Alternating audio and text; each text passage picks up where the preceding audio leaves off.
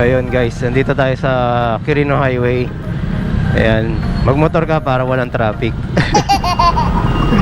Yung nagmotor grabe yung traffic dito. Ayan, so nakikita nyo po, galing tayo sa SM Novaliches na challenge po yun. Dahil sobrang tarik, no, matarik siya, paahon siya. Kaya yung e-bike natin, buwelo pa naman to. Kaya umiinit yung hub mo, kaya mas malakas sa battery. So yun lang muna, kita-kits ulit mamaya doon. Mahaba-haba pa to. Ayan, good morning ulit. Nakatakas na tayo sa Quirino Highway. So ayun, for today's video naman, let's talk about the license at registration, no? So, naglabas ng ano, no? Hindi ko alam kung saan galing yung memo, pero kumakalat sa e-bike community about suspending yung registration sa license na requirement, no? So, for me, medyo kahit paano makapagdiwang ang e-bike community, pero sana okay, walang registration, pero sana po magkaroon ng license. Sabihin nila, porket may license ka, kaya gusto mo may license pa, grabe ka naman, gastos yun.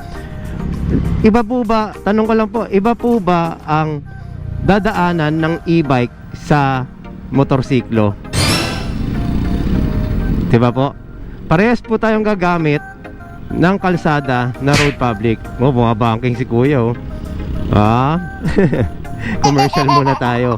So ayun lang po, kasi sabi ko nga, meron po tayong mga nakikita sa GC or sa mga post na mga e-bike involved, motorcycle accident, yan.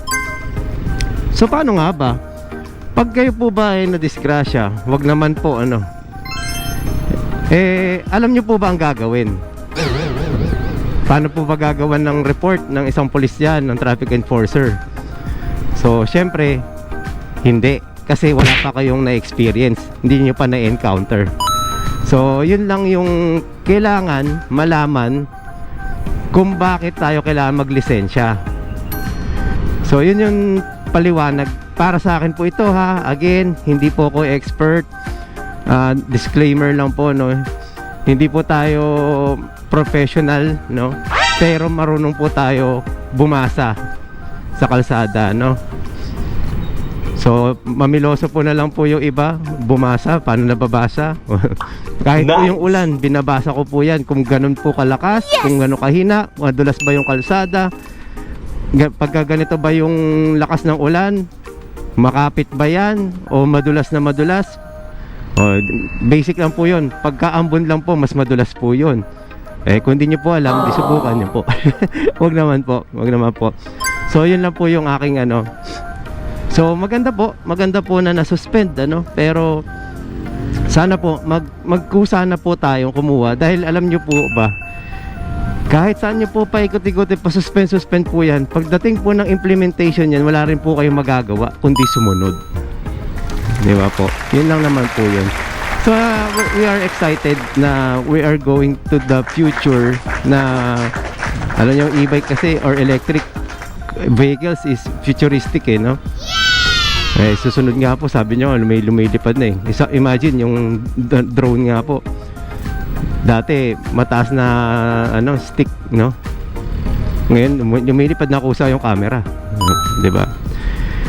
So changes, yes, opo. Wow. New technologies, di ba? May mga Back to the Future na movies. Ngayon nga po, may napanood ako mga AI or mga parang iRobot. Yun po. Actually, yun po yung nakakatakot doon, yung iRobot. Paano pagka meron nagkaroon ng mga masamang gusto pong manakop gamit ang mga robot. Malawakan nyo po yung isip ninyo. Pwede pong mangyari. Wow! Di ba?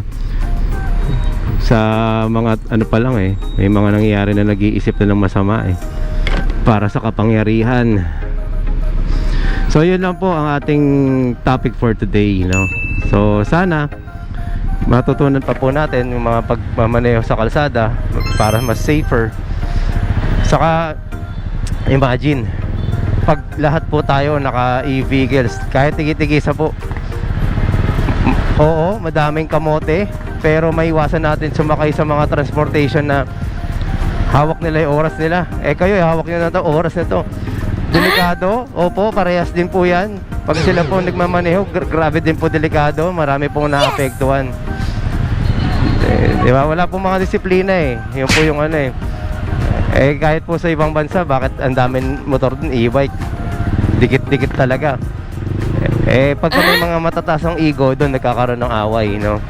Pero kung ang mahaba mo, pasensya mo, maliles yung init sa kalsada, yung usok, hindi ka din masyado magiging irritable, no? So, ganun po kasi yung weather natin, tropical weather, kaya nagkakaroon po tayo ng mga iba-ibang moods, no? Pasensya na po at medyo may pa rin tayo, may sipon, ano? Check. Kaya medyo parang ngongo pa tayo. So, ayun lang po muna siguro. Again, may mga nagtatanong kung pwede ba sa EDSA. Nandito po tayo sa Mindanao Avenue. Kakaliwa tayo ulit ng North, then Agham, then Quezon Avenue, then EDSA. Okay. So, pa-EDSA po tayo. So, ayan. Actually, dati ganyan po ako magmaneho, naka-short. Pero nung sinabi po na bawal na naka-short, naka-chinelas, eto po tayo, kahit na Crocs na lang po ginagamit natin pang city driving po, no. Pero wear proper ano pa rin po, no, attire pagka mabiyahe po kayo, lalo na nakamotor, kasi iba pa rin po yung naka gear, no, kasi masakit po yan, konting gas-gas, magagloves pa rin po ako nga, e-bike na lang, nagagloves pa rin ako so kasi dati na po tayong sumubsob. Ito po yung una. Ganyan. Ito naman, hindi po ito pansapak. Kasi pwede pong kumaladkad na ganyan. Kaya po na hindi po pang violent action. So ayan, butas na. So yun, papunta na tayo ng ng Agham, tapos EDSA. Quezon Avenue din EDSA. So yun na po muna. Maraming salamat po. Okay. Sir Marv, salamat po ulit. Sir Marvin.